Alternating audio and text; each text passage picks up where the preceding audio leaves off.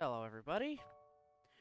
Bear Bananas here. Sorry about the bit of a late start. I was helping do some stuff out in our backyard. Setting up lights, tearing down a small set of stairs, and whatnot. But we're here now. And I'm going to try and go for as long as my internet will hold out. So I don't know, people are home, so who knows. Bitrate could hold out, bitrate could go to absolute crap, so once it really starts going wonky, I'll just cut it there. So yeah, just be prepared for that. Anyway, Katawa Shoujo. Where did we leave off last time? Well, we managed to start Act 3. Shockingly enough, Act 2 was pretty short. In fact, there's the Act 3 cut-in. This is getting pretty full now. I looked just to see how many scenes there are for Act 3, and what I went through last time was just the first scene of like 10 or 11. So we're barely into Act 3. So, quick recap of what happened in Act 2 from what we did. We hung out some more with Hanako, went shopping with her, just kind of slowly started talking with her more. And also kind of talking with Lily, because Lily, main thing was, why are you friends with Hanako? Like, not in a, why would you ever be friends with this person kind of way, like, why would you do that? Are you dumb? It's a, why are you specifically wanting to be friends with her? What drove you to want to be friends with her? Is like kind of like is there some kind of ulterior motive you have? And no, we just kind of admitted we're trying to, you know, get out of the mindset of these people are weird and different.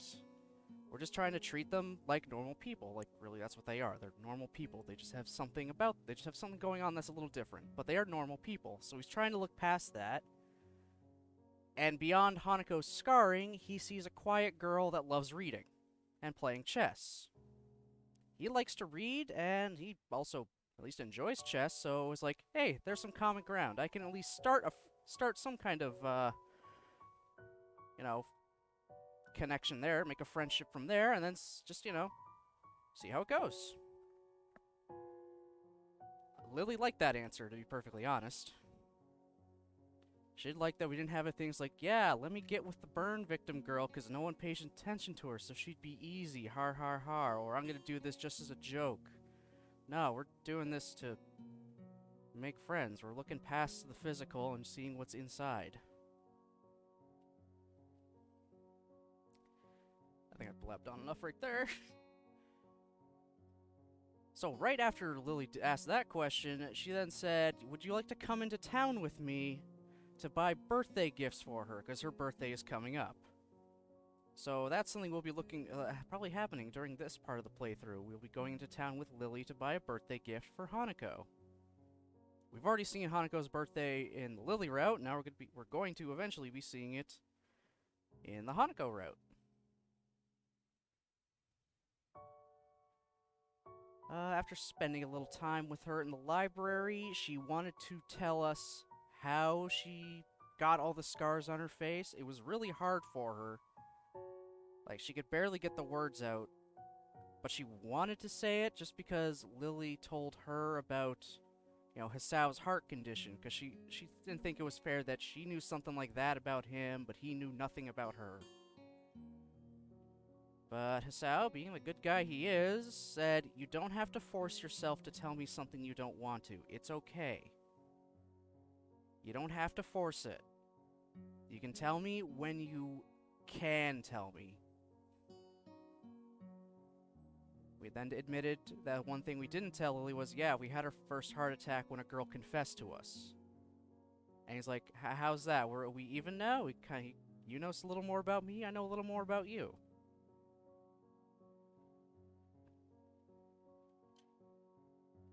At the moment, Hisao's mindset is kind of, Hanako is someone I kind of have to protect. So he wants to see her smile and be a girl, be a happy girl he knows she can be. Because he's seen snippets of it. But he wants that to come out a little more. We'll see how that ends up going overall. So let us load up our save.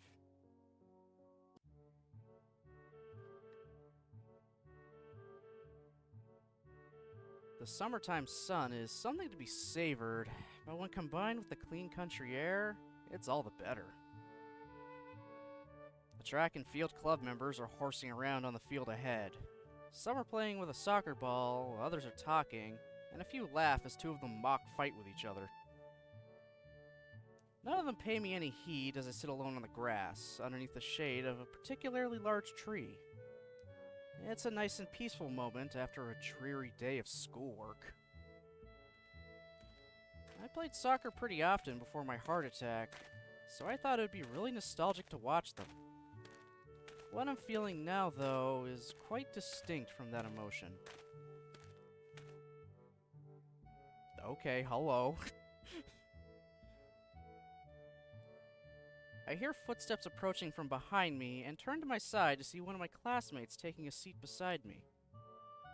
I'm taken off guard as the two of us haven't talked much before, and I didn't think anyone would notice me here. I haven't even I'm just gonna kind of just do a whatever. Sup? Hi, Mira, was it?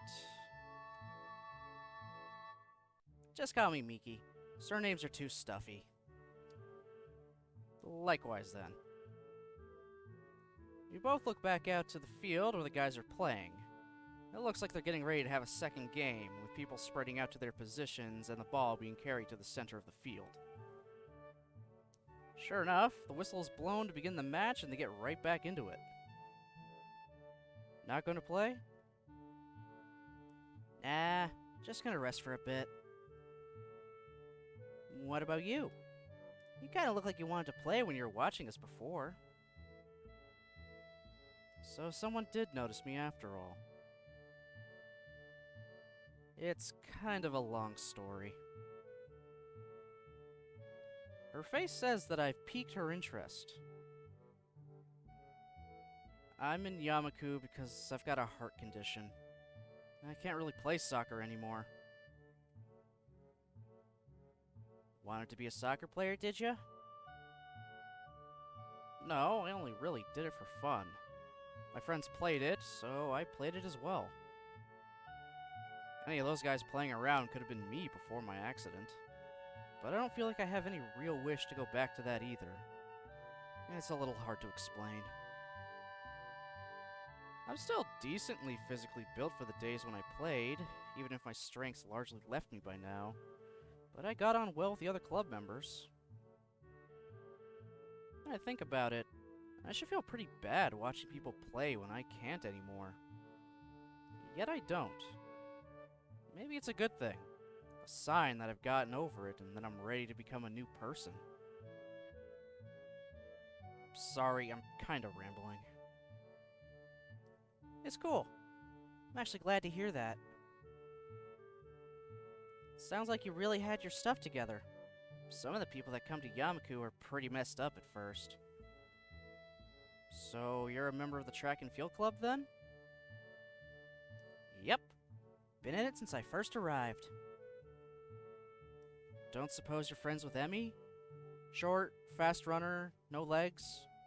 I don't think there are that many female track and field members. Emmy. Everyone knows about her, don't they?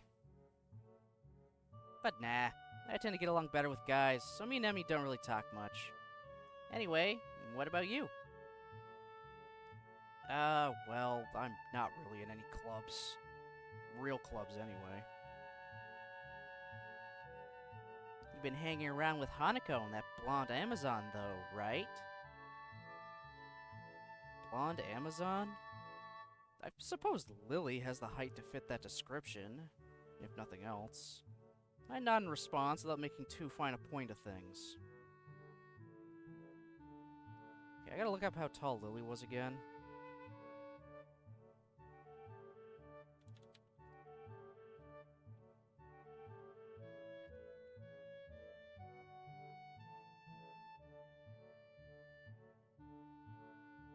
Want it in centimeters.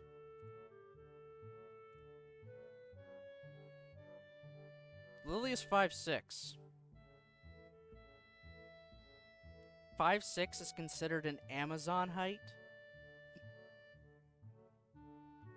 I'm as tall as Lily. I am by no definition or any stretch of the imagination or anything could be considered Amazon height, even though I am a dude, but still. I'm not that tall, so Lily is not that tall. Might be potentially tall for a Japanese person, but Amazons, you know, should be taller than 5'6", I think. I don't know. What do they usually have Amazons as height? I'm gonna look that up now, too.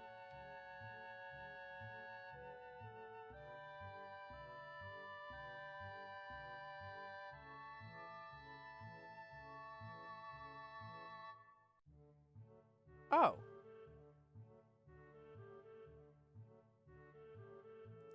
Never mind. According to what Google, the first thing on Google says is, on average, weapon-bearing females measured 5'6", making them... they're just tall for their time. Okay. We learned something today. Classical Amazons were 5'6", generally.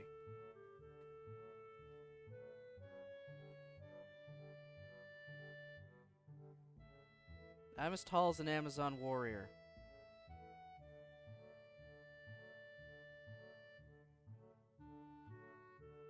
I don't know how to feel about that.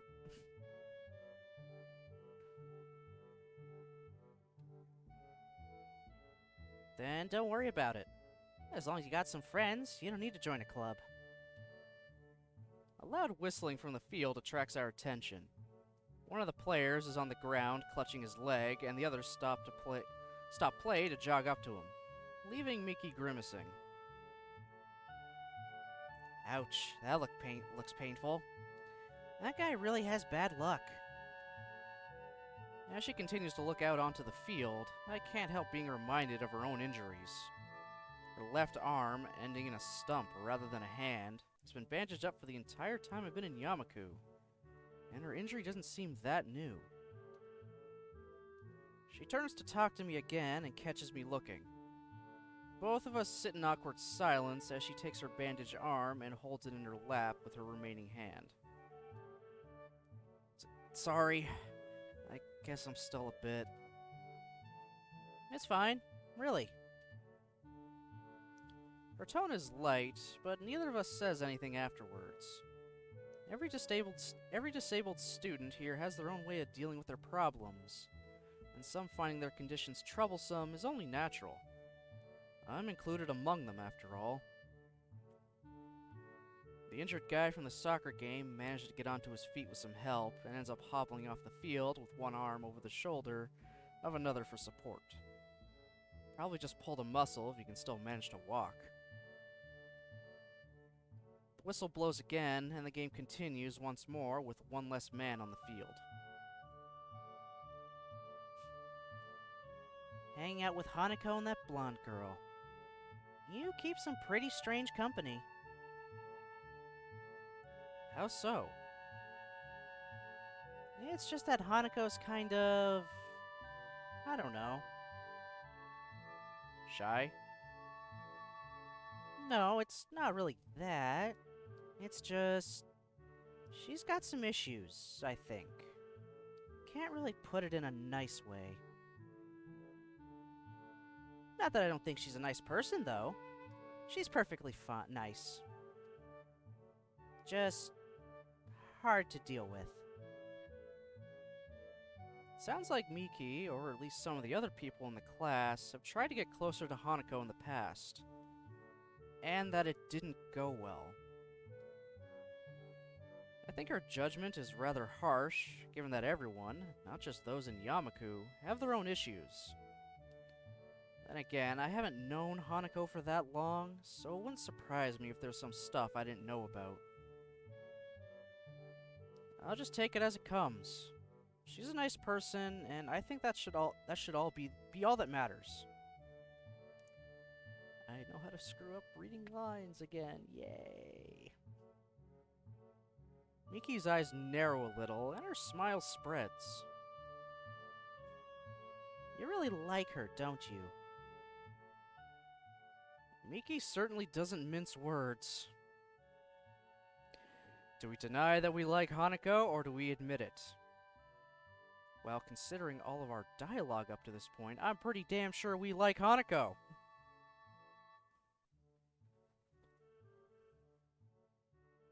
So I'm just gonna say, yeah, I like Hanako. Got a problem? So I'm gonna try and adjust my camera a tiny bit. Okay, that's a little better that way. Now tip. Okay, I'm a little more centered. Moving that thing before and after a Gunpla stream is always kind of sucks because I can never get it back right away to the same position. It's always going to be that little bit off. All right, we're going to admit it. To be completely honest, yeah, I do. I'd appreciate it if you didn't tell anyone.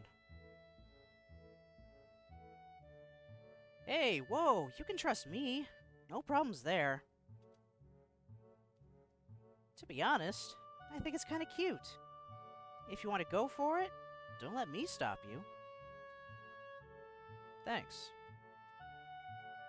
She may say that, but she was just talking about Hanako having issues.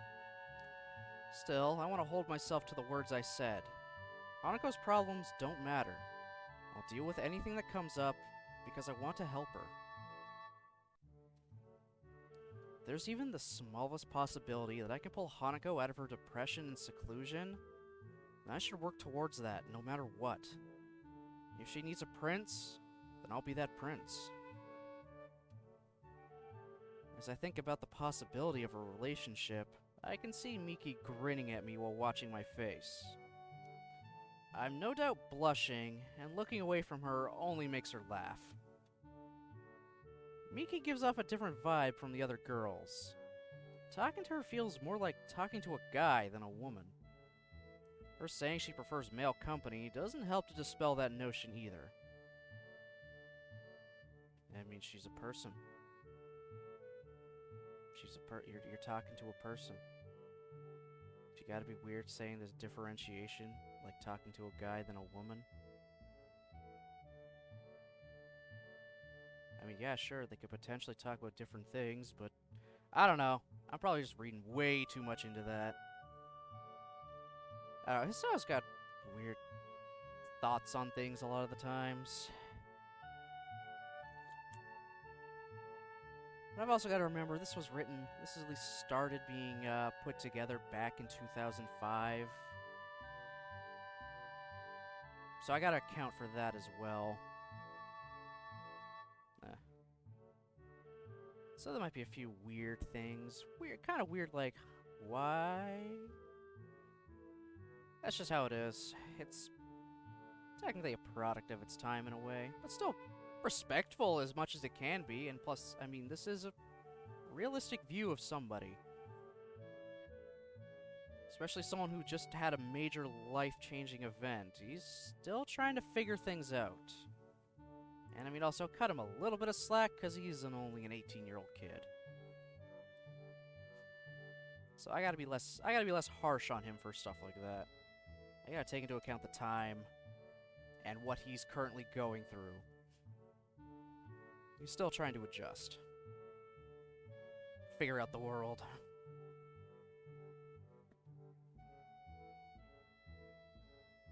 Glancing at my watch shows that lunch break is ending in only a few minutes. Time to start heading back to class. Lunch is about to end. Want to head back? Yeah, we'd better. I pick myself up off the grass and dust myself off, offering a hand to Miki to help her up as well.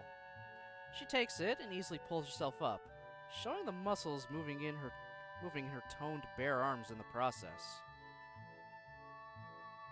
Yeah, obviously, Miki's actually somewhat of a fan favorite too, that people wish she actually got a route.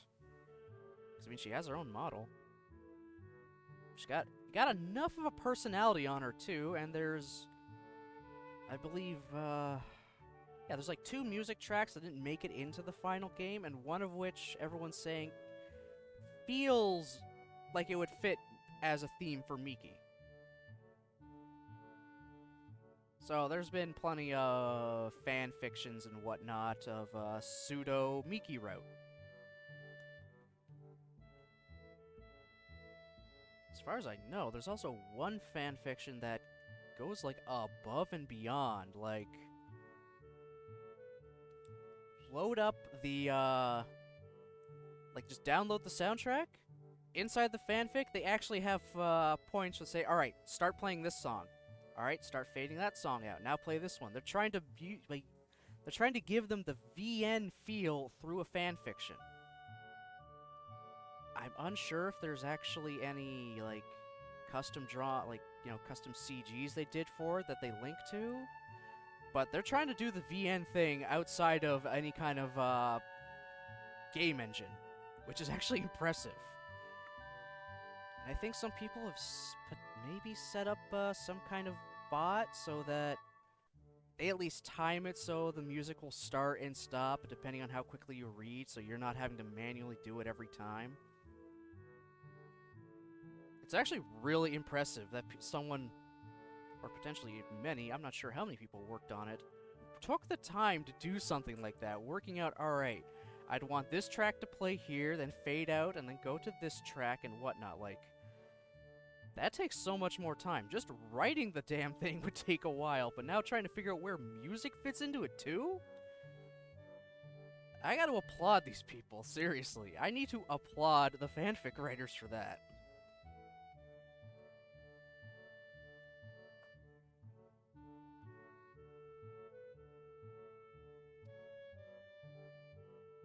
Come to think of it, why aren't you wearing the normal girl's blouse?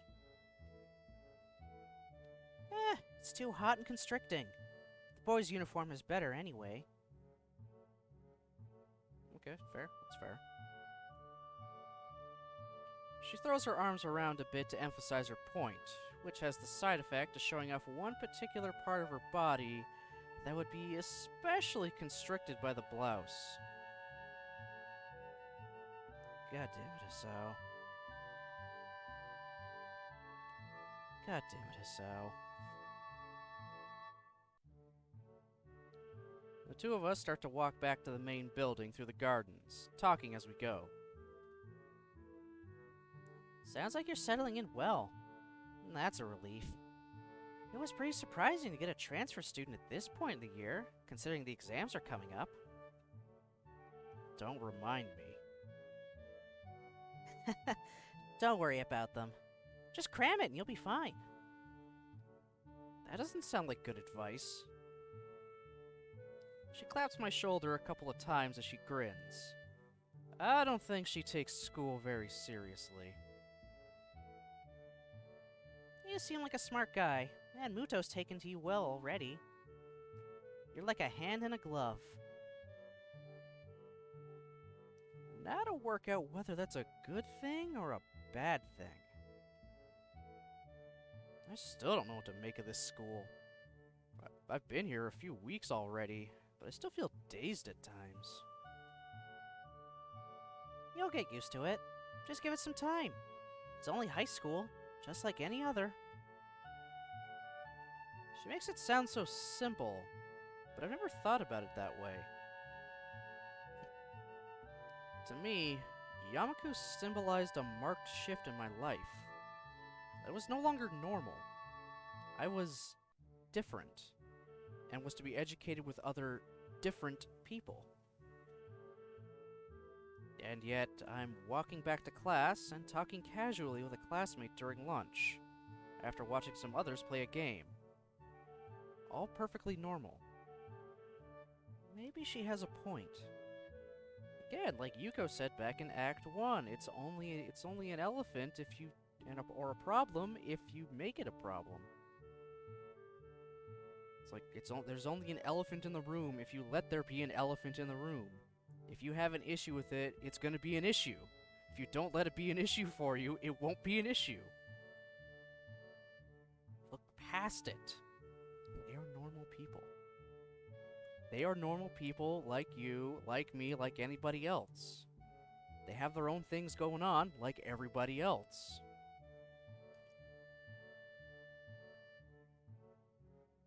When I do eventually finish off this VN in general, I will pull up an image that I think just kind of perfectly summarizes this game.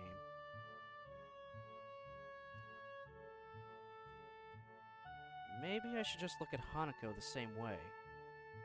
Everyone has their own issues. This is hardly something unique to Yamaku. After all, it's only a high school, just like any other. As we continue to talk, I find myself smiling. Miki and I are very different people in almost every way, but it feels good to have gotten to know another classmate a bit better.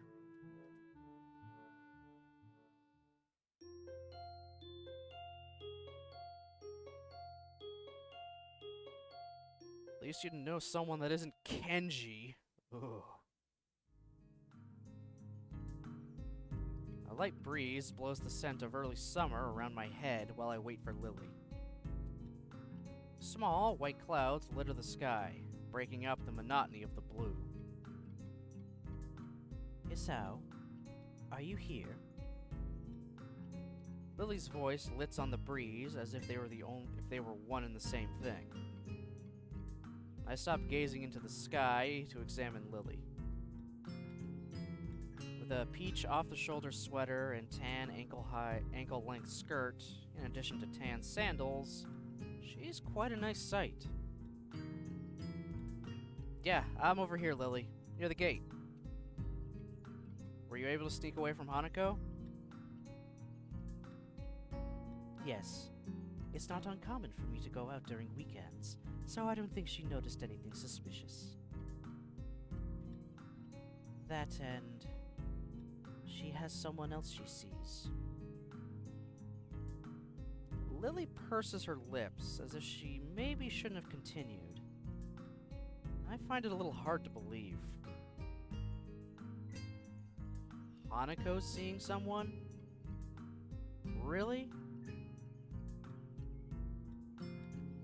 No, it's just she sees a therapist every so often on weekends.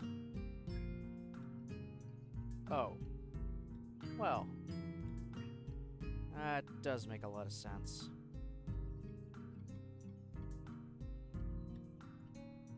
Lily rubs her arm uncomfortably, and after one look at her troubled expression, I quickly move to change the topic away from Hanako.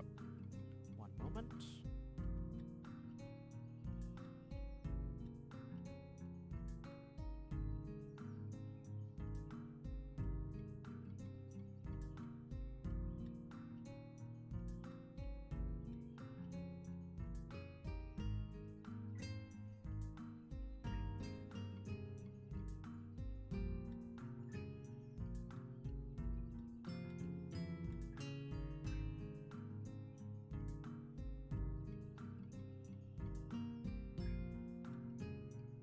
Sorry about that.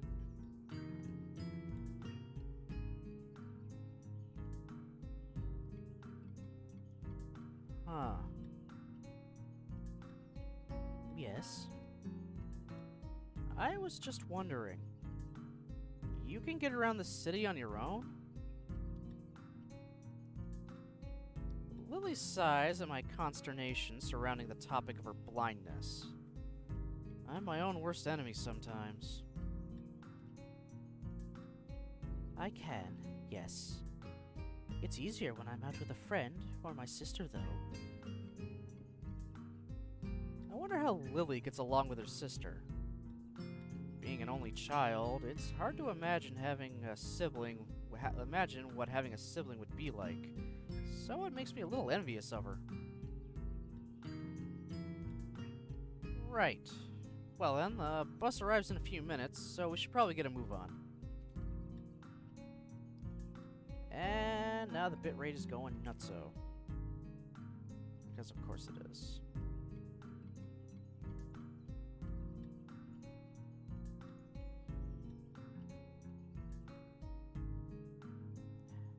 Someone just had the phone and now she's got to use something else to do something. Oh my god.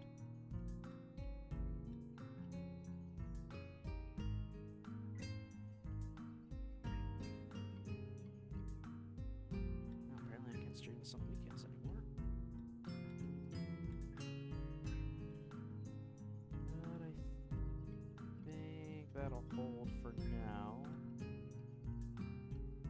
I gotta see how it looks on your end.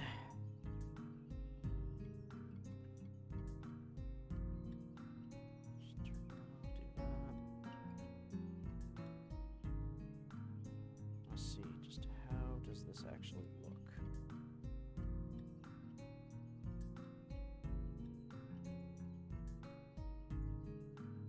I mean, if it looks okay, I'll keep going. If it looks bad, I'll stop. Actually, that's okay. Okay. I keep going.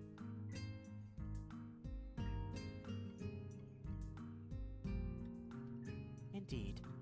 It is a long wait if we miss this one. With that, we set off for the bus stop on the hill. It's only a small distance from the school gate, so it's very convenient. It's a nice view from here. Coming from the city, I never really got to see the scenery like this, let alone on a daily basis. This area is nice for me as well. It's tranquil and away from the noises and smells of the city. Oh, yeah. Bit rate's back to normal. Cool. Lily's head perks up in a trademark gesture of hers, signifying that she's caught a sound. Oh, here comes the bus. I look down the road to see the bus trundling up the hill. Her hearing's quite a useful tool. The bus only takes a short while to reach the bus stop, forcing its way up the long road, and within a minute, we're on our way to the city. Walking around the city, I feel a distinct nostalgia. The smells, the traffic, the tall buildings everywhere. It's a lot like my native city, save for the raised walkways. It feels a little weird, walking around a city as casually I would in a park, but with cars rushing around underneath me. As I'm busily pondering the engineering marvel that is the raised walkway, I get a surprise. It takes a moment for me to realize Lily has wrapped her arm around mine, extending her cane in front of her with her other hand. For a moment I'm startled, but I managed to keep enough of a lid on it for Lily not to notice. While it's not the first time that Lily's relied on me for guidance, she'd only held onto my sleeve cuff before. It's logical that it'd be easier for her to navigate a crowded and complex area, such as a city, while securely linked, but I'm far from being used to this kind of contact as Lily is. Finally, realizing the growing silence between us as Lily waits for me to get moving, I quickly kick my brain into gear. You know, it was quite a surprise that Hanako likes to sing. Have you ever heard her do that before? I have indeed. We've been to karaoke sessions several times, along with my sister. I can't say I take to the activity much, but the other two like it. Maybe Hanako doing karaoke is more fitting than I initially thought. Just her and those she knows, all alone in a little room. It would give her a rare chance to let her guard down. Nobody else there to judge her. Maybe it'd be nice to bring her into town for a karaoke birthday party, if she likes doing it. I'm not sure she would deal very well with the excitement. I move to protest, but her face shows that she's mulling the proposal over some more. It takes quite some time for her to come to a conclusion. Then again, the best thing we can do for Hanako at this point is to try to create some pleasant birthday memories. Continually treating her as if she's abnormal won't help. I think you're right. If she has something to remember apart from loss, then maybe she'll come around. If we bought her something nice she could see every day, then maybe she'd be able to take her mind off her past and remember she has friends. And in any case, I think Hanako could handle something like this. In the time I've spent beside her, I've learned that she isn't quite as frightfully fragile as I first thought she was. So, shall we be off? I'm not really sure about the layout of this area. Very well. I might like to suggest having something to eat first. I haven't either, so that sounds like a good plan. Make sure you choose a nice place, Isao. She gives a teasing smile, one that makes me smile reflexively in response, even if she can't see that. I'll make very sure I do. Don't worry about that. Once inside, I order 2 slices of pie and accompanying cups of tea and take them back to our table. I'd peg this cafe as the type to appeal to Lily. Small and quiet, but well kept and somewhat upscale. Going by the dainty smile she wears, I don't really know if I chose right. It's very, very rare to not see her smiling after all. Nevertheless, I take a seat near her at one of the corner tables and lay down our small meals. Lily gingerly brings her head over the slice of pie placed in front of her, delicately taking in the aroma.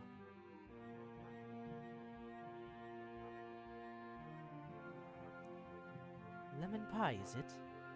Thank you, Hisao. No problem. The tea's just next to it, so be careful not to knock it over. She nods appreciatively, but judging from the slightly weak smile she has, the warning wasn't really necessary. I suppose the sound must have tipped her off to its position. We both tuck into our food without further ado, both of us remaining largely silent as we do so. Lily isn't the type to appreciate discussion while eating, and I can't say I like it either. Eventually, we finish both our meals, and the last of our teacups follow in short order. Lily's the first to break the silence.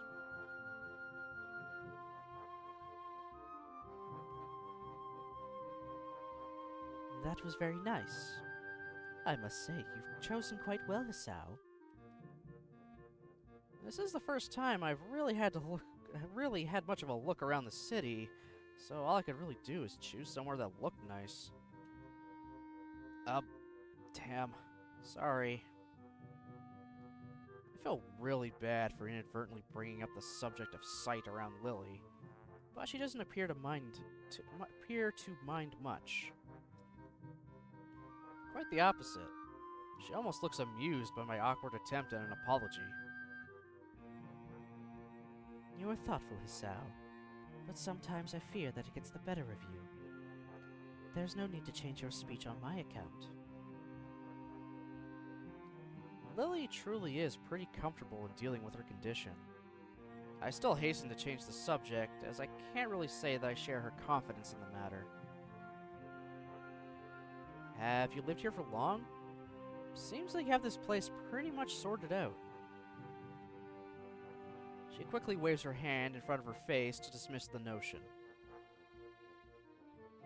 It's nothing like that. I've attended Yamaku since the start of high school, but I didn't walk around the city very much because Akira, my sister, picked me up and dropped me off. Oh, right. You mentioned not living in the dormitories till recently. It's quite a surprise. I just assumed she'd be living here since entering Yamaku at the least, which would give her a few years. Here. I've lived with my family for most of my life. Then I was just together with my sister. With my family having moved to Inverness long before, and Akira working longer hours, I ended up having to move. Inverness? Isn't that somewhere in Scotland? Oh, did I not tell you? My family currently lives in Scotland, the birthplace of my mother. My father's side is mainly Japanese, though. Huh. The question of what gave Lily her looks did cross my mind every now and again, but I'd never thought to ask. That answers that then. To be honest, I'd never have guessed. Considering you have no accent, I'm guessing you were born here? Full marks. I am thankful for my heritage, though, as without it, I'd likely not have been taught English so early in my life. And what of you, Hisao? What about me? She gives a moment's thought. She probably should have thought of what to ask me before switching the topic. I'll go with, what are your plans for the future? To be honest, I haven't really thought much about that recently. After my accident and subsequent months in the hospital, enjoying my life here with you and Hanako has been enough for me. In fact, I don't think I've thought at all about a future for some time now. It seems almost futile. Yeah, he never really thinks of his future in any of these routes. Emmy's route, he does eventually start trying to come around and think of something. Sorta. Actually, he barely even plans that. He's just like, I'm gonna spend time with you, Emmy. I don't care what we do. As long as I have some time with you, that's cool. Lily's route, he's straight up planning to go to college to be a science teacher. Mostly because Muto's kind of nudging him to enter something science-related, and also because he wanted to follow Lily in what she wanted to do of being an English teacher. And now he's just like, I don't know. I don't know what the hell I want to do. I'm only living in the moment.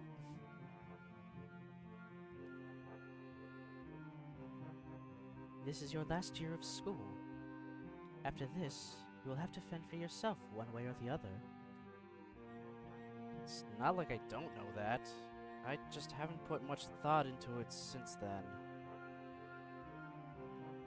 She opens her mouth to continue, but gives a small sigh instead. She seems to have realized that she really doesn't know enough about my situation to go too deeply into this. Well, we all have our own pace. I just hope you'll take any chance you see. I understand. I'll think about it. As we walk back out into the city, Lily takes hold of my arm once again.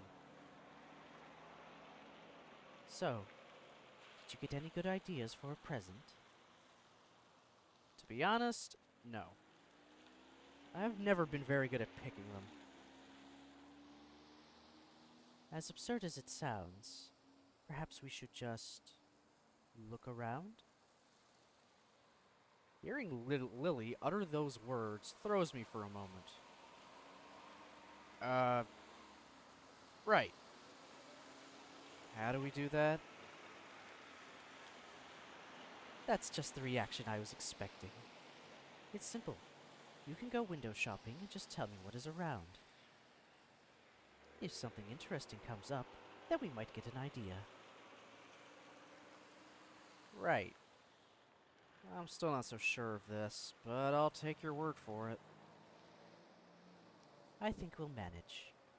Hanako, my sister and I managed to do it well enough. With Lily's simplistic and rather optimistic statement, we set off into the shopping district of the city, and I start describing everything I see to Lily. It's hard to think of Hanako going window shopping. She doesn't feel like the type of she doesn't feel like the type to place much stock in fashion, nor have I noticed her reading magazines or the like. In fact, all I think I've really seen her do as a hobby is read books. Get her a book. Done. There's a houseware shop just ahead. Looks like it's mostly crockery, though. I can't think she'd have much need for that. And what type of message would that send to her? Cook more food? That's not such a bad idea, maybe. So, you want to continue being the little test subject? I'll be sure to bring plenty of bread then. Good, nice little callback.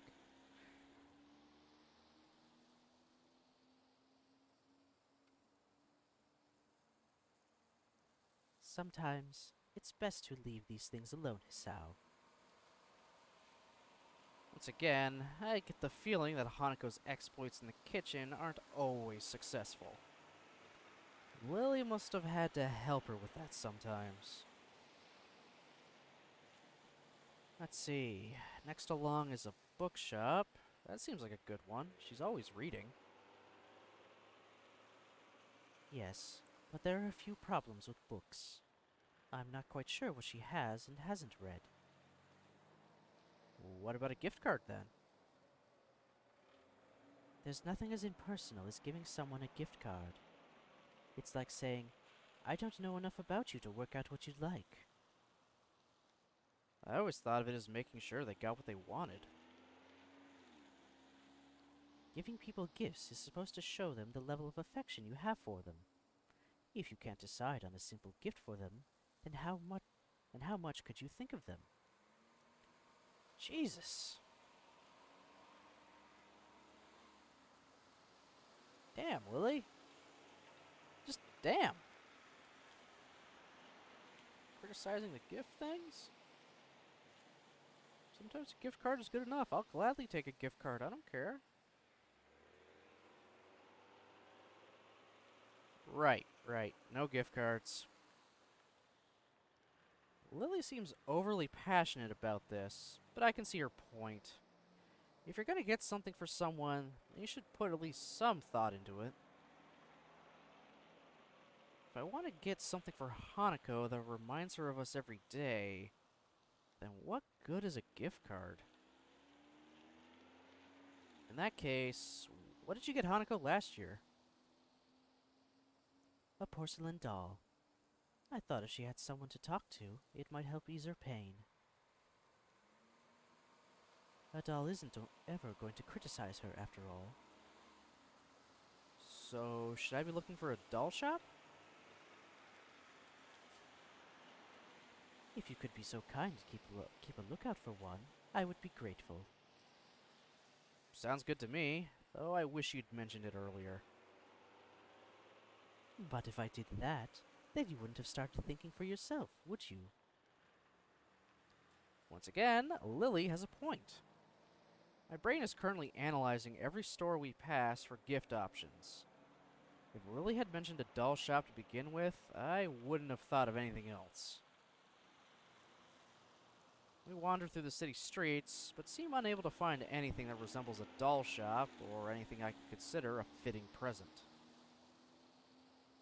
The simple act of searching is starting to clear my head. The events of last week are starting to fade away, and I'm looking forward to giving Hanako her gift. If I can find one, that is. This is hopeless. I thought we'd be able to find something in the city for sure. I'm sure we've walked down this street at least once before. That almost sounds like you're giving up, Hisao. I'm not, but it's a lot harder than I thought. Try not to be so restricted in your thinking.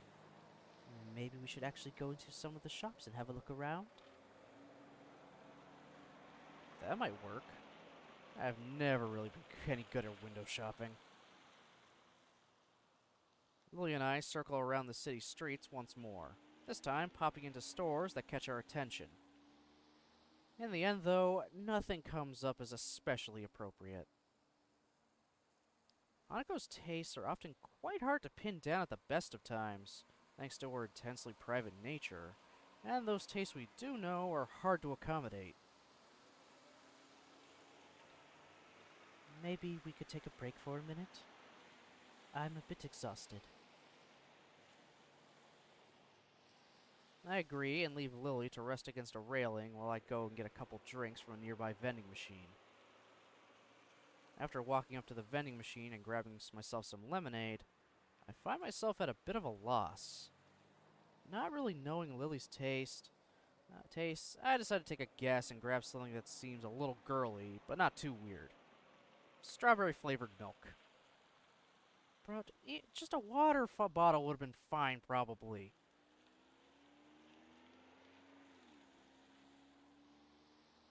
Also, girly drink? Bruh, I will drink strawberry milk any day of the week.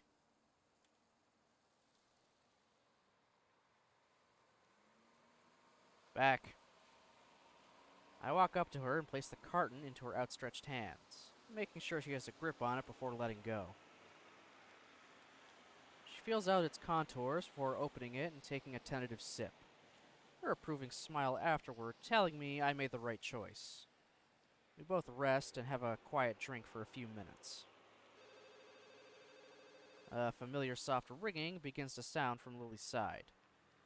She quickly apologizes as her hand goes into her pocket, pulling out her mobile phone. Do you mind if I take this? It's fine, don't worry. She nods to me in thanks before turning away and flipping the phone open, bringing it to the side of her face as she picks up the call. Going by the tone of Lily's voice, the person on the other end is in no doubt some friend or another. I tune out their conversation pretty quickly, as the snippets that Lily says make it sound like little more than gossip. Without much else to do, I find myself watching Lily. She really is a pretty girl, which would hardly hurt her popularity in school. It's interesting just how much Hanako and Lily contrast with each other, in both personality and appearance. For a few minutes, I just lean back and drink, watching her. Before long, Lily says her goodbyes to the person she's talking to and hangs up, placing her phone back in her pocket and leaning back against the railing as before. Sorry, just a friend from class. I take one final swig from my can before throwing it into the bin. Lily gives me her carton to throw away soon after, finishing it off relatively quickly. You seem to have a lot of friends. Oh?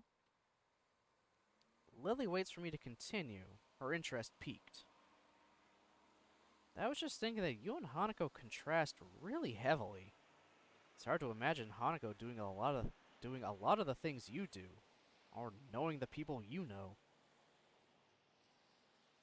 You seem to think about Hanako quite a bit. I don't know. It's just... she's mysterious, I guess. Kinda want to know more about her, which isn't that easy. It almost sounds like you're doubting your relationship to her. I don't think that's it. I don't think it's that. I just want to do more for her, being her friend and all. I don't even really know how she sees me. This statement seems to interest Lily quite a bit. I wonder if Hanako said anything about me to Lily during their conversations. I'm about to ask what's on her mind when she picks herself up from the railing. Shall we be off then? Her voice and expression show she's playing games with me. Lily knows damn well that she's leaving me hanging. With a sigh, I pick myself up off the railing as well and have a brief look around. We have stuff to do, so I'll just try and get back to her about this later. Tucked in between a newsstand and a convenience store is a small shop. The sign above the door reads Othello's Antiques in decorative English script. It'd be easy to miss if we were walking along the street, but since we're stationary and I'm purposefully looking around, it's just noticeable. Say, Lily, that doll you got Hanako, was it new? Well, yes, but I'm not quite sure what you mean. I think I found our shop. It's across the road. Oh? What is it? Some kind of toy shop? It's an antique shop. I think it's probably going to be our best bet. Really? I didn't even know we had one of those near here. Neither did I. I missed it the first time I went by here. It's pretty well hidden. Well then, it can't hurt to check. Inspired by this new find, we quickly dust ourselves off and head towards the store, Lily's hand finding its way to my elbow for guidance. The store has a strange, musky scent to it. The layout is more like a garage than a store. Things are strewn about around the floor without any immediate semblance of order. Shopkeeper gives us an almost bored look through his particularly small eyes.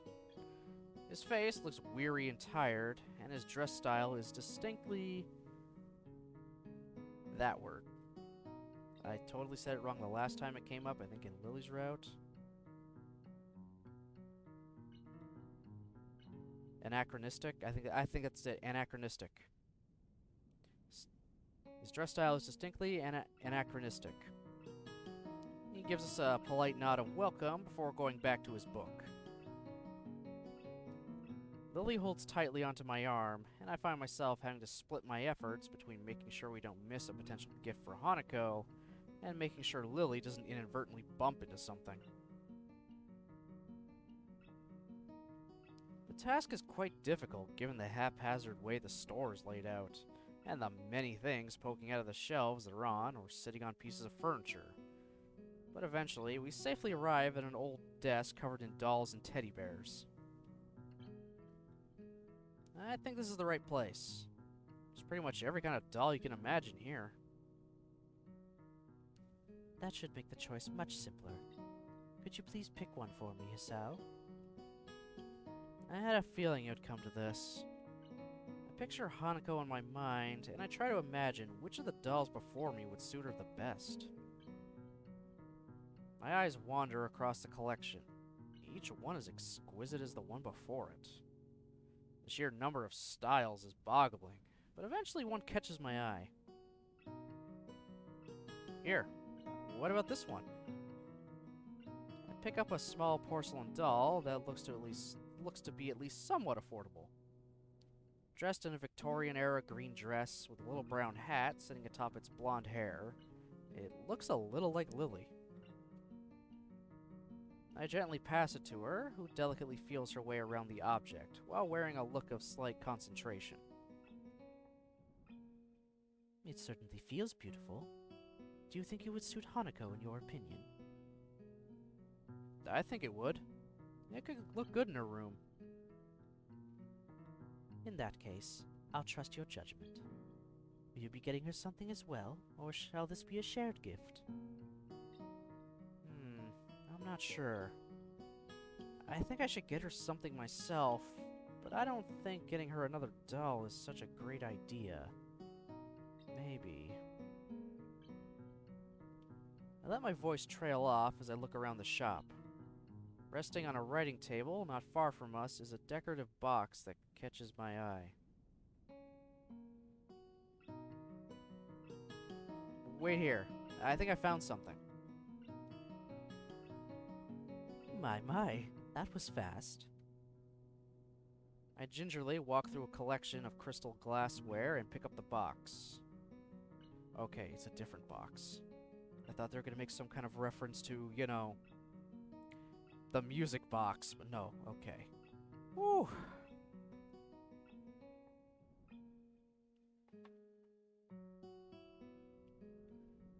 The wooden sides are covered in carvings depicting ancient battles around a castle. The top, however, looks far too familiar. Alternating squares of white and black varnished wood are arranged on the lid. That's a really nice item. It's a chess set from overseas. The store owner's sudden appearance startles me a little. I didn't see him approaching at all. I suppose he's trying to help us because we don't really look like we know what we're looking for. Or on the other hand, maybe he wants to keep an eye on us because he suspects we might shoplift instead. I'm looking for a present for a friend. I see. In that case, this chess set would make a fine choice. Realization floods into my mind. This is a pretty good-looking set, but this is an antique shop. They're not well known for their bargain prices. How old is this? This is a reproduction. My best estimate is that it's about 5 years old. I see. How much? He thinks a little before telling me, which is slightly disconcerting. I'll let you take this now for 7,000 yen. So $70. I balk a little. I wasn't expecting to spend that much, but this does seem perfect. Then again, maybe that's a testament to how well he worked out how much he could make me pay. Couldn't make it 5,000? 5,500. No lower. I'm sold. Oh, we'd also like to get that doll.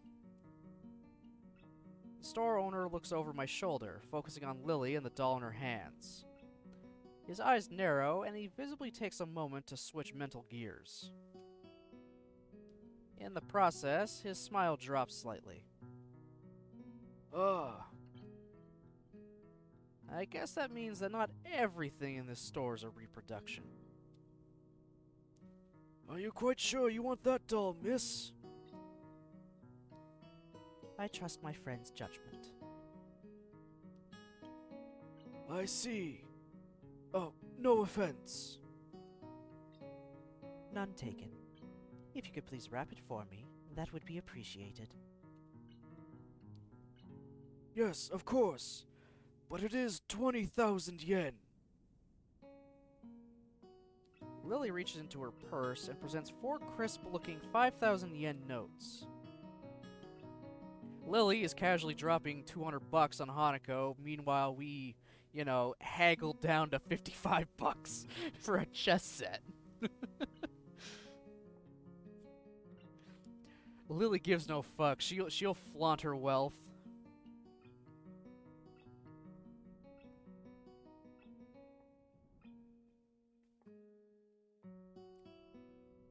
Here you are.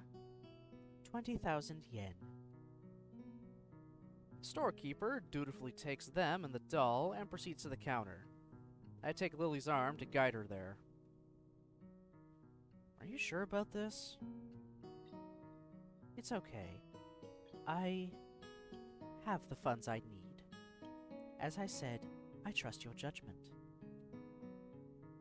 I feel a little guilty on 2 fronts. Firstly, because Lily has just spent a lot of money on my recommendation, and secondly, because I have a feeling the value of my gift isn't high enough. It's not the price of the gift, it's the thought that goes into it. You don't have to spend $400 on a friend. As long as you get them something that you think they would enjoy, they should love it. Or at the very least appreciate the thought.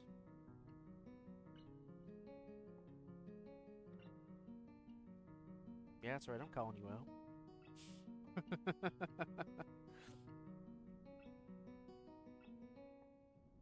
Who I'm talking to, I'll leave that to everyone's imagination.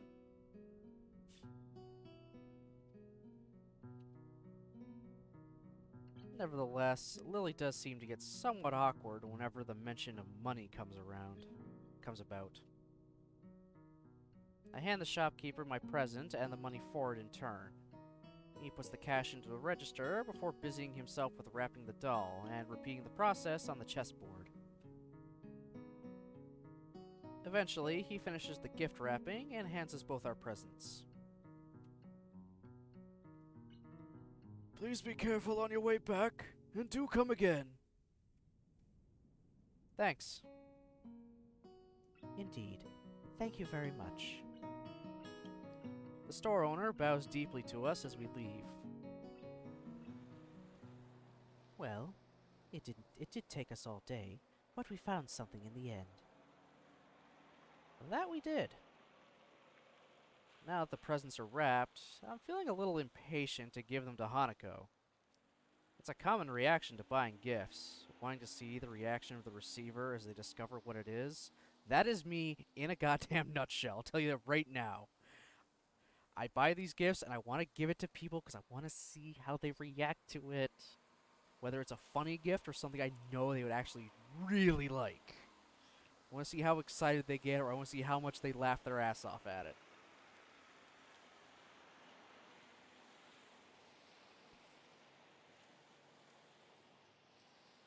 And part of me wants to return to Hanako, just to confirm her condition with my own eyes. Okay, weird. Asao, you're being a little weird, I'm gonna tell you that right now. So, should we head back? Let's. We've done a lot of walking today, so I shan't mind taking a rest back at the dormitories. Lily's right. Now that the need to find a shop is over, my legs are feeling quite tired. Well then, back to school for us. I'm looking forward to resting for a bit too. Lily holds out her arm, and I link mine with hers. Together, we make our way back to the bus stop.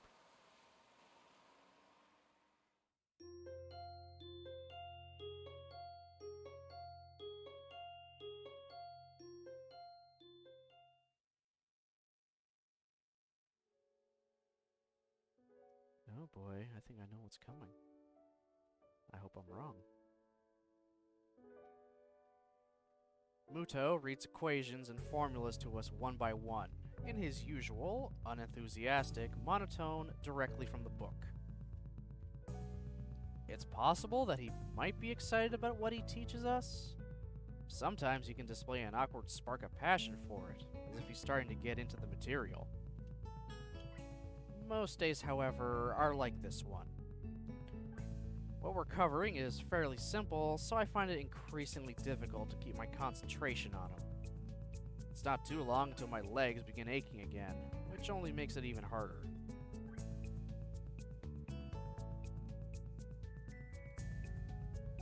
I'm almost starting to regret walking around the city yesterday with Lily. Since leaving the hospital, I've done very little physical exertion. Walking to and from the local corner store hardly counts. Despite Emmy's attempts when I first arrived in Yamaku, I've largely given up on the idea of ever returning to my old level of fitness. Yeah, RIP running in the morning. RIP strengthened heart. RIP Hisao. Did I manage to skip ahead by accident? Yeah, I did. Interesting. Finger twitched. I have little doubt that's why walking around town for so many hours has made me quite so sore.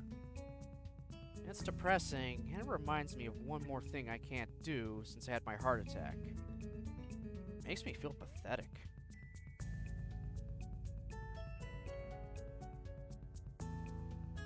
No. Ikuzawa? It's odd for Muto to ask Hanako a question, but not unheard of. She quickly jumps to her feet, a little startled, and immediately pins her eyes onto him. She knows that Muto calling on her is rare, so all eyes in the classroom are going to be on her. This way, she doesn't run the risk of making eye contact with anyone else. Yes? In this particular example of a redox reaction, the combustion of methane reaction actually produces one more product than is listed. That product is... Even though it's a softball question, she timidly waits a bit before answering, biting down slightly on her lower lip, as if to keep her concentration. Heat? Well done.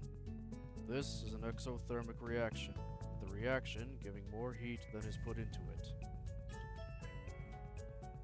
Receiving a nod from Muto, Hanako takes her seat once again and gives a relieved sigh. A shaky start, but it's something. It'd be nice to take her out for her birthday, somewhere different from the usual isolation of her room and the tea room. With the progress she's made until now, I don't think she'll have much of a problem going to the city. Right then. For the remainder of this class, I'd like you to work in groups of 3 or 4 on the problems in Chapter 12. I'll be here if you need me. Muto sits behind the desk, pulls some loose sheets out of a folder, and starts on some kind of paperwork of his own. I thought teachers were supposed to do that kind of thing after class, not during it. They'll do it when they have the time, which if it's during when people are doing their own work, that's when he'll do it. I'm sure Jen would confirm a teacher will take any time they have to do any kind of paperwork, whatever free moment they can get. Because teachers are very, very busy and underappreciated.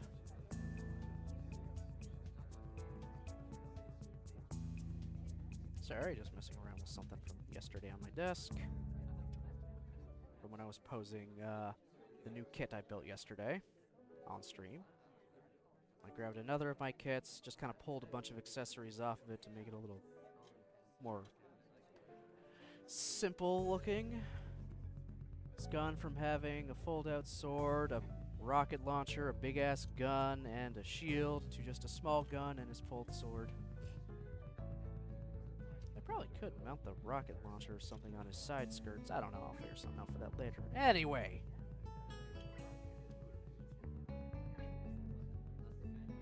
Regardless, I look to my right to pick out someone to form a group with. Given the 2 smiling faces hovering near mine, I don't think I'm gonna get much say in the matter. I suppose we have a group then.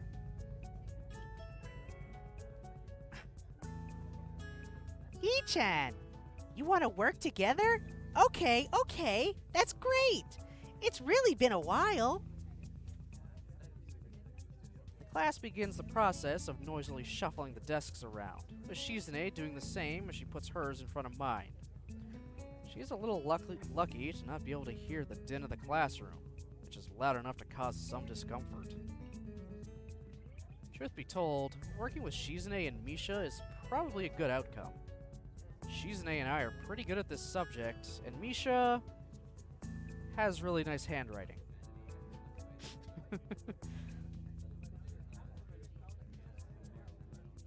As I look to Misha, I notice a tall figure behind her.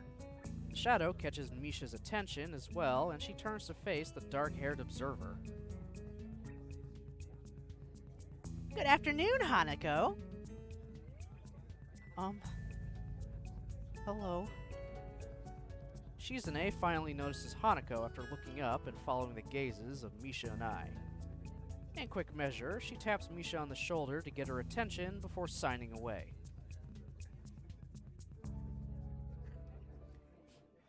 Shi-chan says if you're looking for a group, you can join ours. Hanako looks down and blushes a little at the offer. Out of all the people in the class, Hanako is most familiar with the 3 of us. So it's reasonable that she'd come to us first. Then again, her actually coming up to a group with the intention of joining them is something she's apparently rarely did before. I kind of said that awkwardly. I apologize. She leaves briefly to drag her desk over, and Shizune and Misha wheel back to me as soon as her back is turned. Oh, incoming teasing.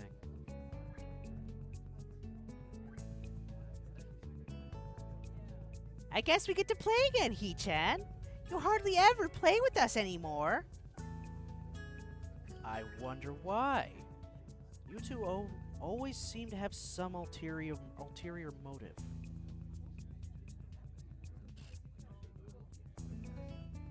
That hurt, Hee-chan. I'd almost think you were insulting me. But it's Hee-chan, so I know you're joking. Such a great sense of humor about it. It'd be awful if someone were to take advantage of your good nature. Like making you help them with their work.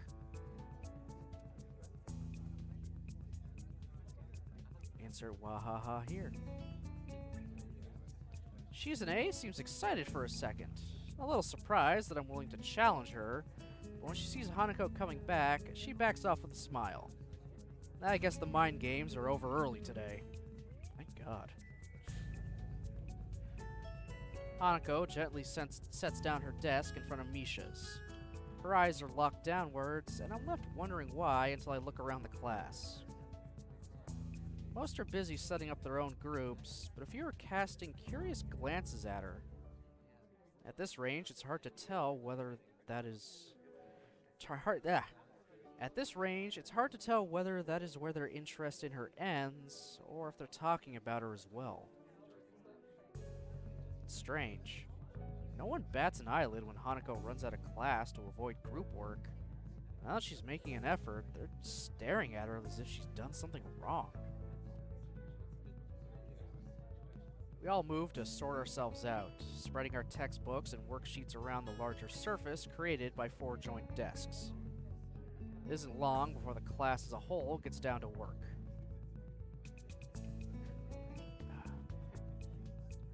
Hi, Hanako. It's nice to finally work with you. Yeah.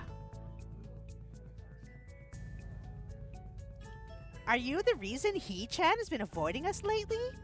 She-chan says it's a little rude, but if He-chan wanted to spend time with a cute girl, it's understandable.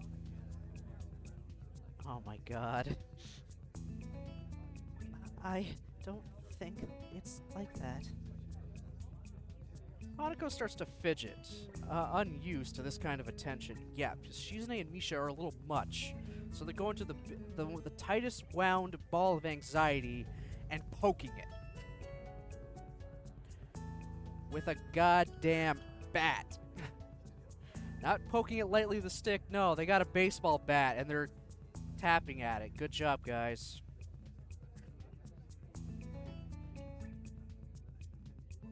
I think that an ordinary person would drop the conversation by now, but Misha is like the antithesis of Hanako. Part of that includes being blind to ordinary social cues, while Hanako is overly sensitive to them. Because of that, Misha barrels ahead with the questions, too quickly for me to get a chance to interject and guide the discussion somewhere more comfortable. Really? So, he wasn't hanging out with you yesterday? No. I can feel my cover being blown already. Lily didn't want Hanako to know we were out buying presents for her, let alone planning out her birthday party. It wouldn't be good for her to find out. Yeah, I was doing something else. Lily pops in. Hi there, I'm something else. What have I done to Lily? Why am I making her this? Why am I making her a joke in Hanako route now? You know how it is. Really? I wonder what was so important for He-chan to blow us off like that. If it wasn't to spend time with Hanako, then what could it be? It's really interesting. Now this is starting to feel like an interrogation. I'm surprised at how Misha is able to exert such a feeling of pressure without actually intending to.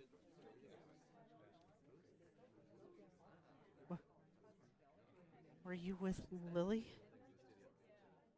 Out of nowhere, Hanako managed to stumble on the answer. She may be dreadfully quiet and shy, but she's very intuitive. What makes you say that? Yesterday, Lily said something similar. Let it go, Shizune. Let it go, let it go, let it go, let it just fucking let it go! Embrace your inner goddamn Elsa and let it go! Nope. Damn. Suspicious! He-chan! I demand that you explain yourself. Hey, shouldn't we be doing the assignment? But it's so mysterious. Even Hanako wants to know. I turned to look at Hanako. It's true. From the expression on her face, it's obvious that she wants to know as well. And I think we're past the point where I could weasel out of having to provide an explanation. I apologize to Lily in my mind. She really did want to keep it a secret. But now it doesn't seem possible anymore. Thanks, you two assholes. I feel a rush of conflicting emotions, so jumbled that I can't readily identify them. They crash around in my head as I try to calm down and speak.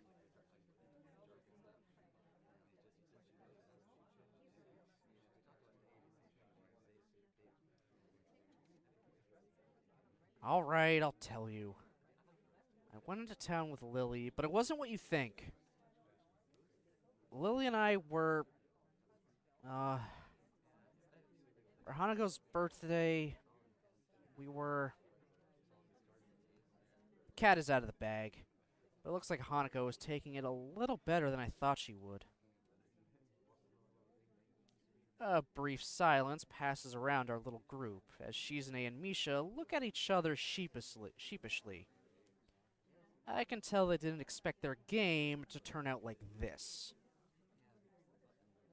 Misha looks up to Hanako in order to apologize, then pauses. Hanako is staring at the middle of her desk and barely moving, a maudlin expression on her face. I guess I was wrong about her taking it well. Hanako? I'm sorry. There's a few seconds pause, but Hanako lifts and shakes her head. It's okay. Her expression looks odd, like she's very tired. That doesn't seem natural, but it's nothing alarming. Nobody really wants to continue with the current conversation, so we open our textbooks to begin our group work.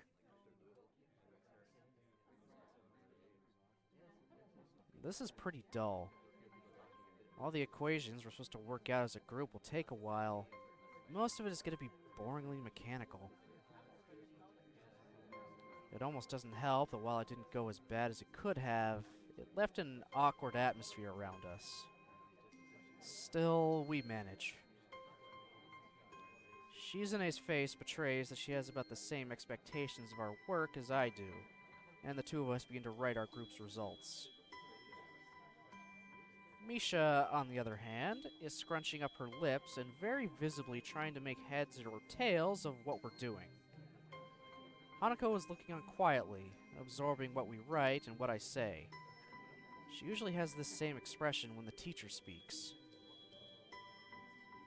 It's a shame her attendance is so unreliable. The way she takes in information, I think she'd do quite well in class if she actually followed the lessons regularly. I wonder if this might be why Shizune seems so hard on her. Hey, Hanako, do you understand this?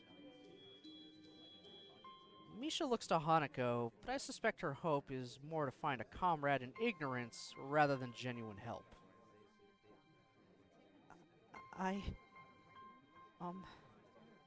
Not really. Guess.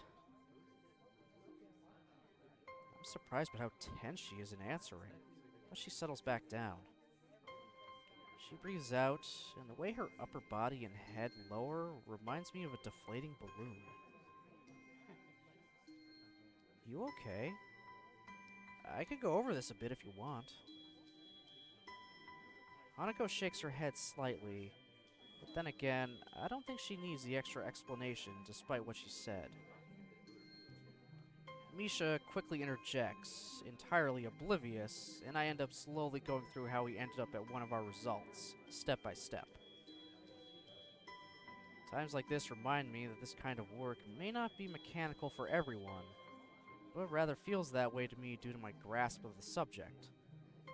It's a satisfying feeling. As Misha brings her balled fist out onto an open hand in realization, I discover another nice feeling. My explanation got through to her, and she manages to work out the next equation by herself with a minimum of guidance. Throughout all of this, Hanako is unusually unresponsive. She's normally very quiet, but one can still see her eyes roving periodically over the landscape of the classroom in front of her, or anxiously moving her hands in some way, or shifting her shoulders periodically. Right now, these small movements that I've gotten used to seeing are all missing. Someone not moving at all is definitely weird. Even Misha can tell there's something wrong. Hanako, are you sure you're okay? Yes. Are you sure? I'm fine. A little more strongly this time, but she turns away as she says it. It only makes me doubt her answer, yet at the same time, I can tell she doesn't want to talk about it further. Having already had one very awkward conversation today that I'm still not fully over, I don't want to pursue the matter too much either. We settle back into our routine, debating over our answers, whenever a doubt comes up. As time goes on, I notice that Hanako isn't talking at all. It's frustrating. She had made so much progress. It makes me a little angry at Shizune and Misha for undoing the surprise Lily had wanted to keep secret so much. I know I'm at fault too. Maybe I could have kept it under wraps somehow. Shizune has noticed Hanako's silence as well, and is also getting antsy. I can see it on her face. It's strange that even though she's deaf, Shizune has perceived Hanako's unusual quietness sooner than Misha.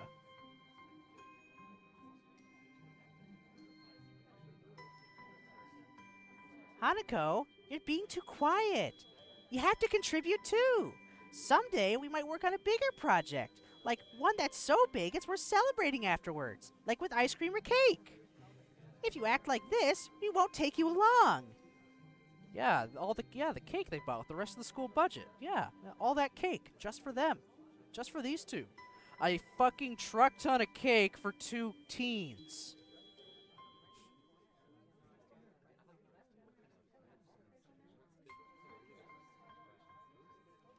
I'm not gonna get over that they're spending the budget on food for themselves. Not even a part of the budget, just the rest of the budget.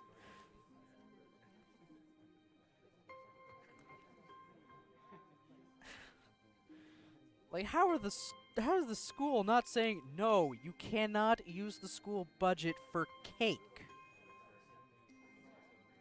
You cannot just order cake for yourself and make the school foot the bill. I'm never gonna get over that. I am sorry. I will never get over them spending the school budget on goddamn cake.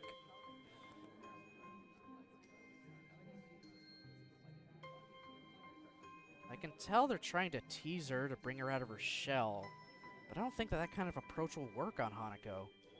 It'll just make her feel worse. Guys, don't tease her like that. Hee-chan, it's all in good fun. Shi-chan says she teases everyone anyway. They do back off, though, with Misha moving away from the issue by asking me a question again. On seeing how difficult the problem she's working on is, I don't know whether it was a skillful dodge or mere coincidence. It takes way more of our time than necessary, because Shizune keeps disagreeing with me while I'm trying to explain it to Misha, and Misha is quick to believe her over me. So quick, in fact, that she forgets to translate what Shizune is saying. Hey, the clock is kind of ticking down. We should speed up a little. Hee-chan, you sound a little like Shi-chan there. Just because I looked at my watch? Jeez, is that really all that it takes? Time management, and suddenly I'm the student council president?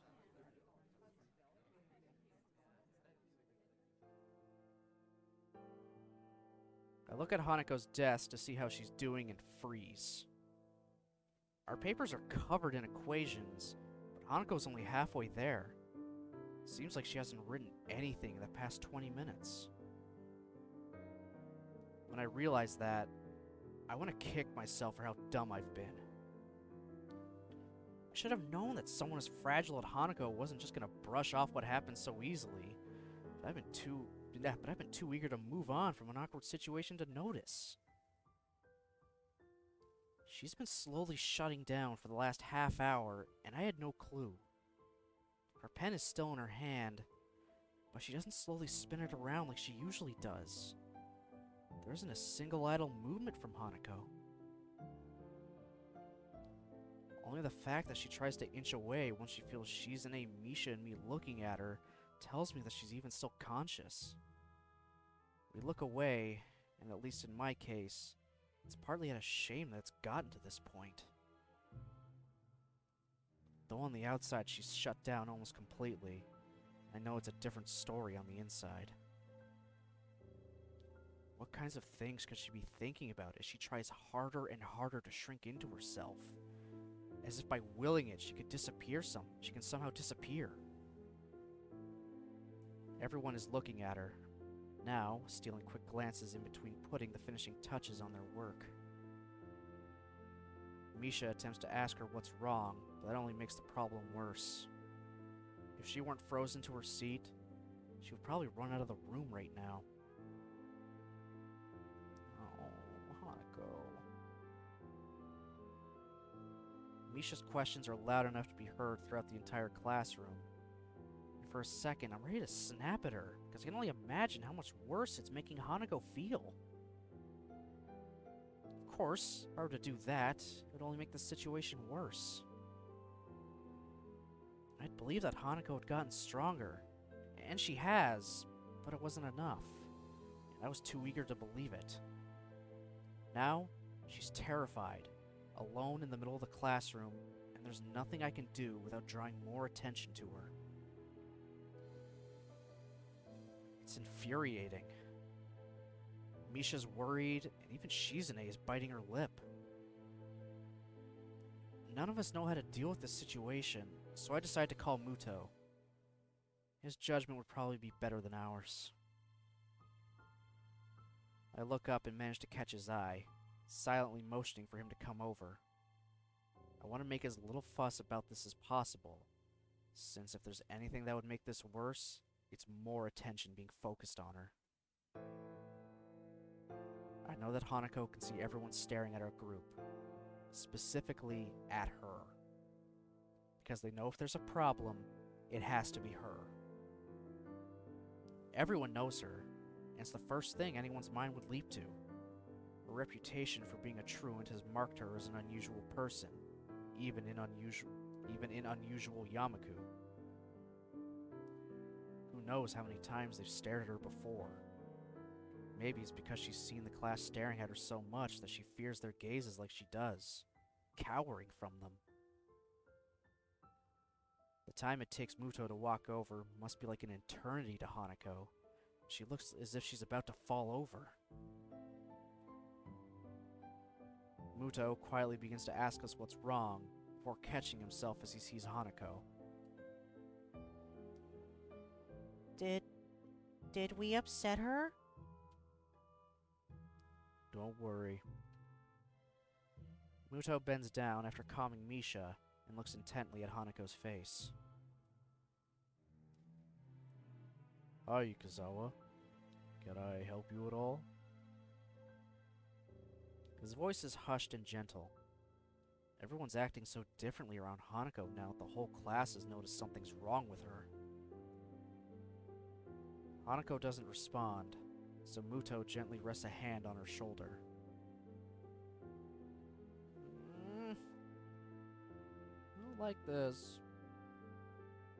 She starts shaking at his touch, but won't even look up.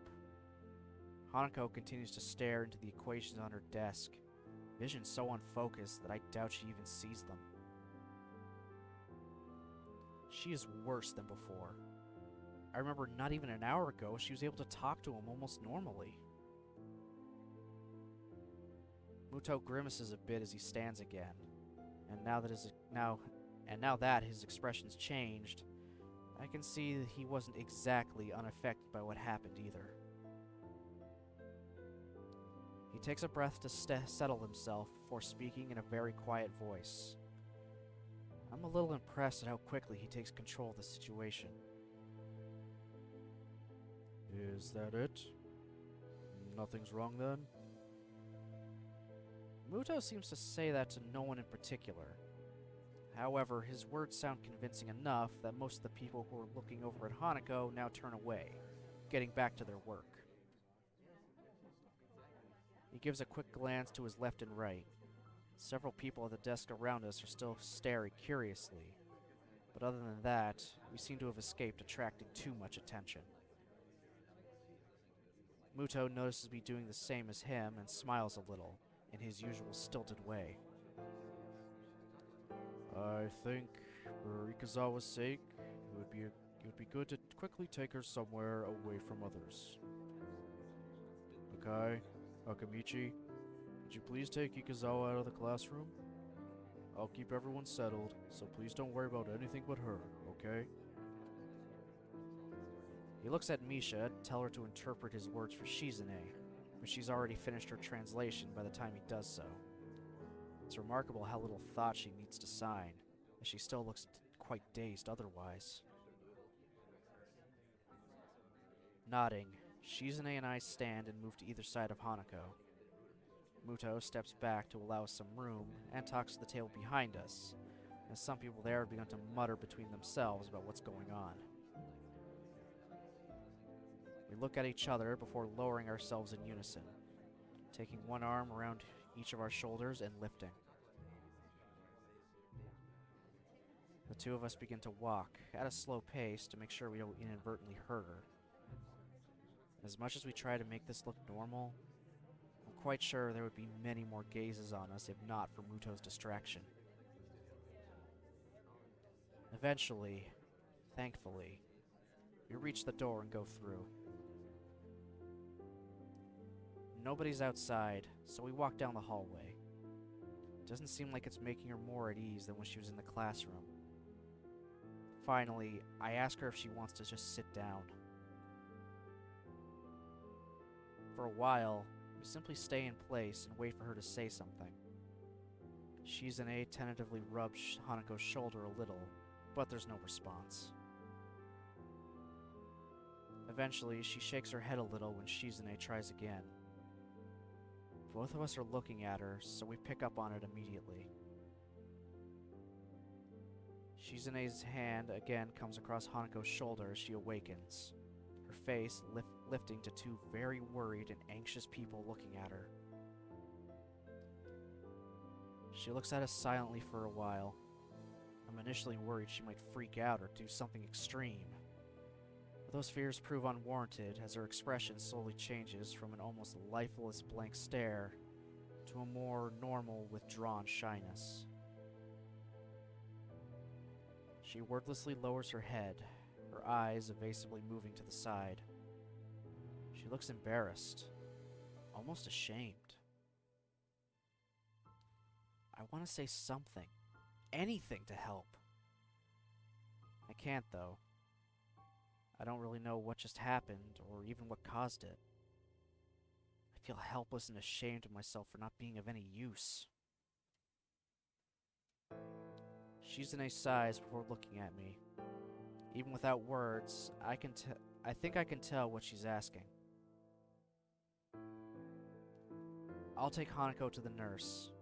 Is that okay by you? I try to communicate my intentions through hand gestures, but I don't feel like I managed to get through to her very well. Shizune makes a dreary face in response to my gesticulations, confirming my impression. She stabs her finger in the air decisively, first at me, then at Hanako, then towards the stairs. She waits for me to nod before pointing at herself and then pointing to the door of the classroom. I get the feeling Shizune is much better at this than I am. I nod at her, since her plan is after all the same as mine. Shizune gets ready to make her exit, but she only leaves after looking at Hanako for quite some time. Are you okay with me taking you to the nurse's office? Hanako doesn't say anything or nod, but she stands up in place by herself, and when I begin to walk, she obediently follows. I've read about people being catatonic before, but I think this is the first time I'm seeing it for myself. She looks extremely tired. After everything that's happened, it's not a surprise. After Hanako silently takes off her shoes and lies on the bed in the infirmary, the nurse and I take our leave. He shuts the curtain behind us. We both take a seat, and I quietly and thoroughly go through everything that happened in quite some detail. I want to understand what happened, and the nurse has a good chance as anyone of knowing. He nods throughout my explanation, his face looking troubled as I finish. Must have been very troubling for you to have seen all this. I'd be lying if I said it wasn't. I get that she fainted, but I don't really understand anything about why it happened or why she's acting like this. He nods, but his face is clouded. You don't know either? Well, yes and no. It's complicated. I assume you've heard about the concept of patient confidentiality at some point? This is a bit of a minefield in that respect. I'm going to put this pretty bluntly. This is a matter for Ikazawa, me, and her therapist. I move to protest, but think better of it. I want to deny what he says, but if I think this through rationally, what he says makes perfect sense. I understand. Good, good. I wish I could help you more, but I think what Ikazawa needs right now isn't somebody prying into her past or her emotions. She just needs someone to be there for her. She needs a friend. For what it's worth, I think you've done well in bringing her here. Sounds like you and your friends dealt with the situation well too. I'd give you a lollipop or a sticker as a reward, but you might be a little too old for either. I'll take a lollipop, fuck you!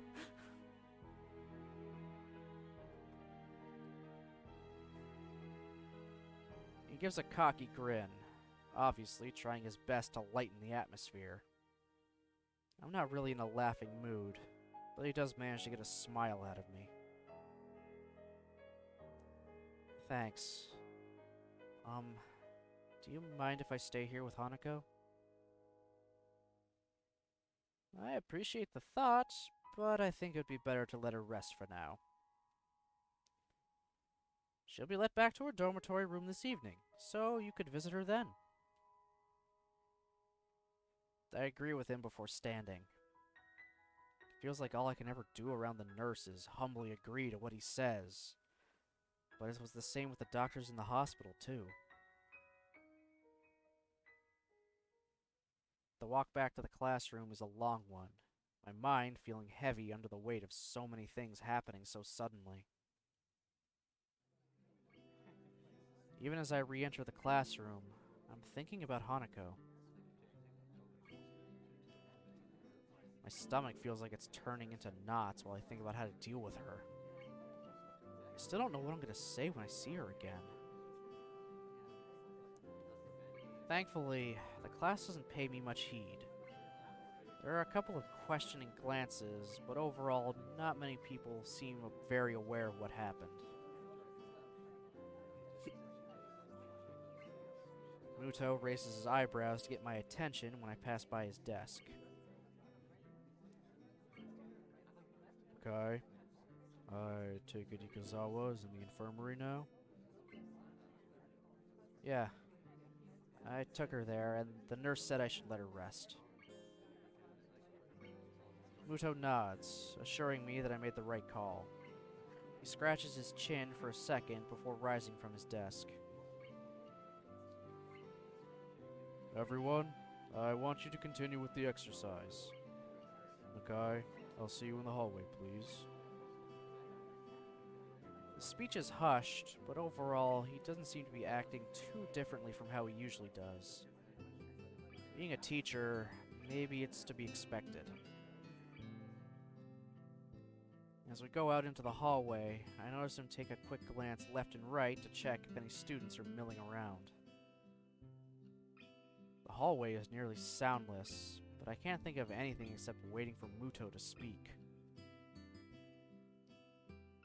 Nakai, what do you think the purpose of this school is?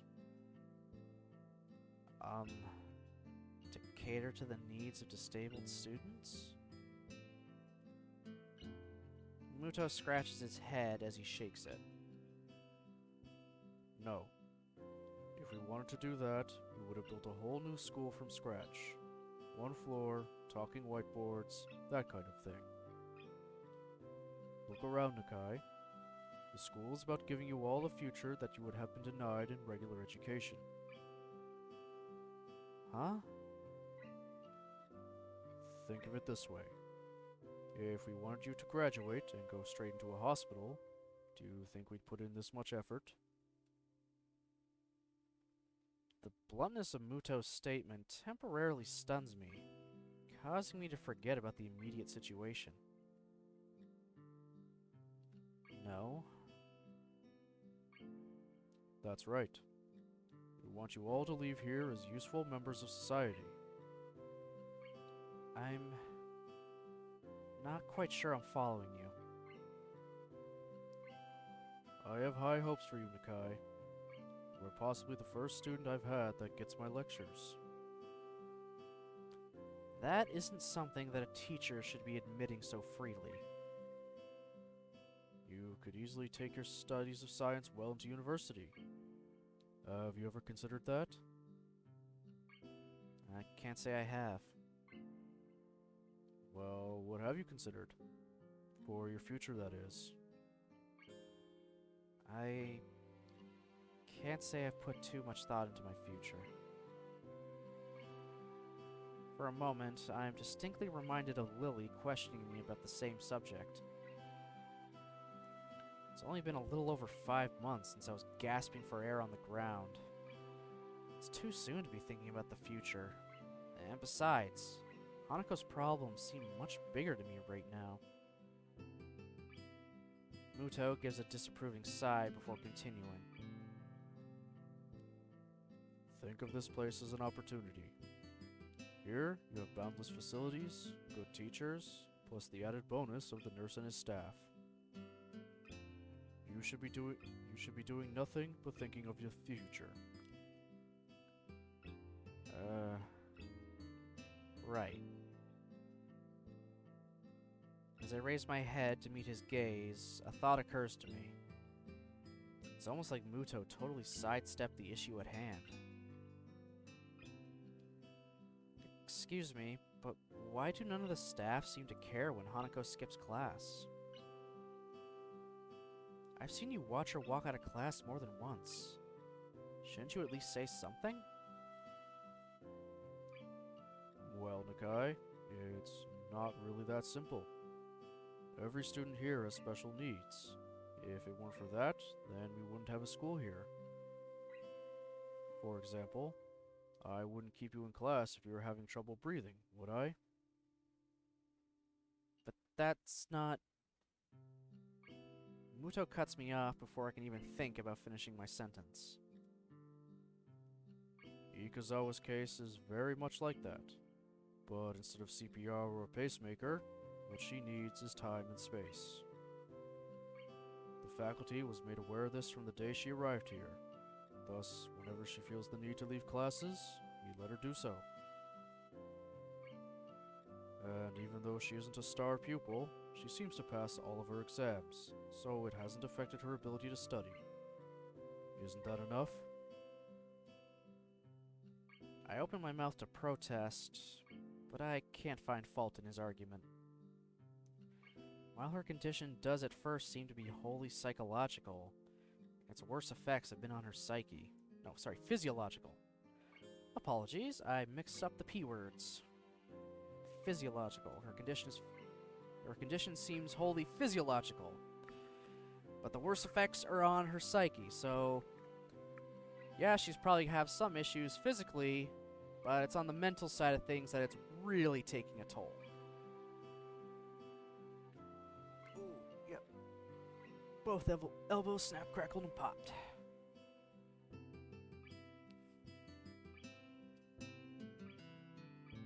It still puts me off, though. Isn't she just passing on the responsibility for her problem? Surely she can't go on like this for her entire life.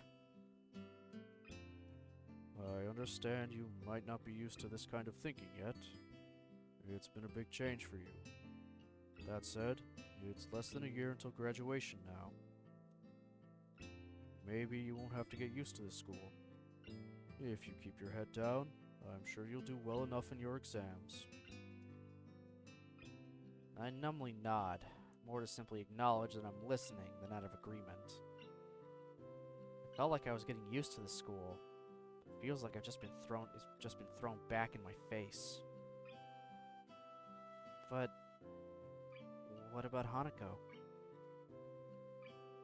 I believe, well, I hope that she will perform well enough to do what she wants to do.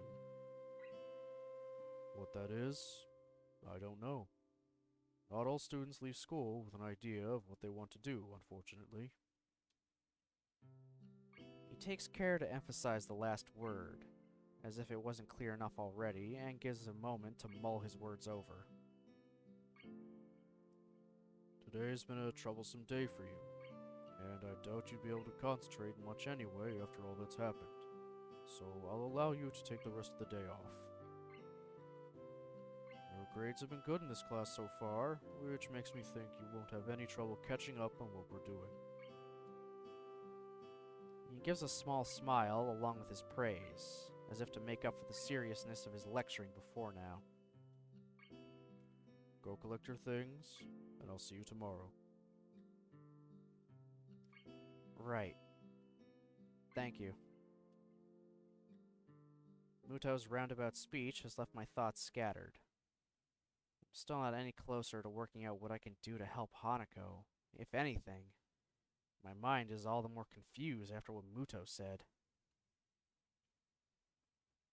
I'm also still bothered by the fact that Hanako was helped at least as much by Shizune, her enemy by proxy, as by myself. But I don't know whether that was just male bravado or a genuine concern. While I collect Hanako's and my things from class, I continue to try to sort out my feelings. I want to say that I understand her, and that I'm there for her. But while I might have been able to say that just yesterday, I can't say it now. I wish I could.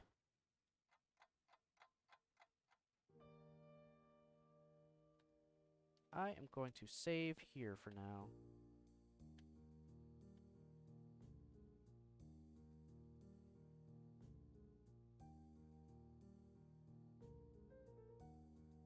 Alright, that's good enough for today, in my opinion.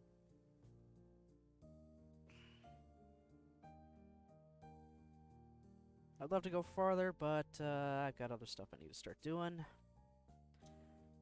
Anyway, thanks for tuning in to that rather sad bit of Katawa Shoujo. Oh man, I feel terrible. Anyway, tomorrow. More than likely, probably 11, 12-ish, somewhere around there. I'll hopefully be able to continue with this. Monday, I'm going to start at... I'm actually going to start at 10 o'clock Monday. Because Monday, I want to build the Sinanju, and I feel like this might take 3-4 hours to do. So I'll start that Monday at 10 o'clock, and just go for however long it takes, or until something else ends up happening. I don't know. Streams Tuesday to Friday are now going to be starting at 10 o'clock and going till about 12 o'clock. Just a heads up for everyone. What I'll actually be playing, I'll post that on Twitter later today. What exactly my schedule for that week's going to be. I know I'm going to spend at least one day doing Gundam, for sure, to try to finish off that last mission of 00's movie. I'm definitely going to fit more Blue Skies in there, because I kind of put that all off last week. This week, and I apologize for that. And for now, I might actually make some more. I'm actually do some more Katawa streams during the week, as well. I'll work it out. I might just maybe for the future I'll start turning weekends into Stardew. Just as hey, it's the weekend. Let's chillax and watch some farming. I don't know. I'll figure that out as I go. I'll post it all on Twitter. It'll all be down there below. So, anyway, thanks everyone for showing up. I hope you enjoyed. Have yourselves a great rest of the day, and I'll see you next time.